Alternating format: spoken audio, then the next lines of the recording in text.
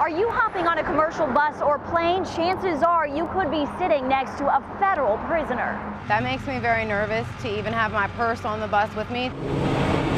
Over the last 3 years, the Federal Bureau of Prisons admits it transferred 90,000 inmates unescorted on commercial buses, taxis, and planes, meaning no handcuffs, no guard, and no supervision. You don't know who's sitting next to you or who's behind you, or you don't know what could happen to you. If that person did one thing, it doesn't matter if it was a nonviolent crime. They could still turn around, and you never know what's going through somebody's head. While a majority of the inmates are being transferred to halfway houses and are close to their release date, there's also a smaller percentage, still thousands each year, who are transferred on good faith to minimum security facilities. The Bureau of Prisons assures me this is a safe, secure, humane, and cost-efficient way to get them from facility to facility. But for first-time mom India, she doesn't see it as safe or secure. I'm already scared I'm alone, and then to know that somebody, that's been in prison is being transported on the bus, and it could be anybody, that scares me more.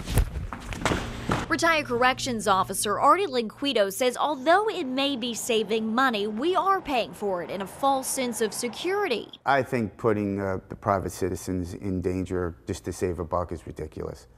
I mean, up north, we did all the transportations, We had our own buses, our own vans, with armed escorts. With 20 years on the job, he's seen a lot over the years and says there's no telling what will cause someone in a desperate situation to snap. See, when we transported, they were waist shackled, hands to the waist, leg shackles, everything. They couldn't move, but we still had a guy try to grab another officer's gun while he was shackled.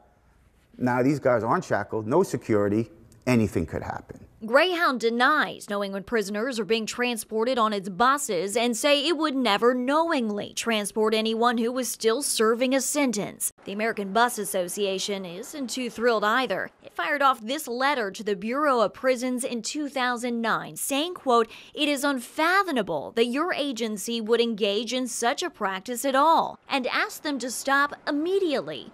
3 years later, it's still going on.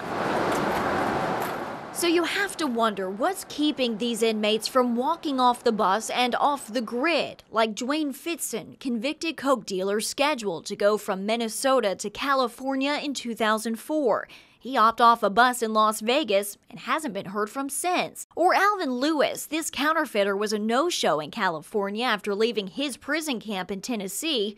He's still MIA nearly a decade later. They have prison transportation buses for a reason, and that's what they should be using to take them to other facilities. The BOP says less than 1% of these inmates given these one-way tickets don't show up where they're supposed to. According to this data from 2011, of the nearly 32,000 inmates transferred unsupervised last year, 83 simply walked off the bus, never to be seen again. So these guys, they just disappear.